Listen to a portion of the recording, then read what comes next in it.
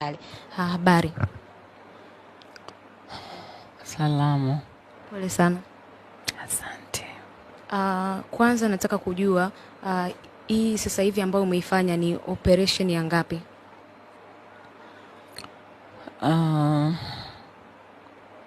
Sasa hivi operation ambayo tumefanya ni operation yangu ya 21. Haijapishana sana na operation ya 19 na 20. 19 na 20 nadhani ilikaa miezi minne tu.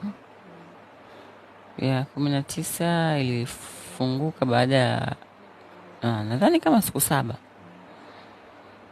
Kwa ikabidi kurudia.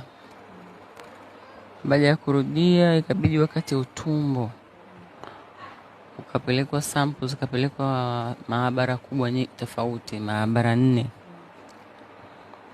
kuweza kujua shida ni nini.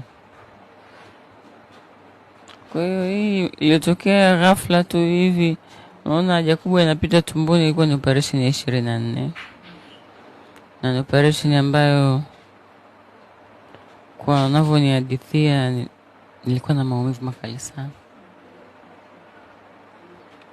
Ilifikia tu mpaka wakanifunga kamba kwa sababu ya maumivu.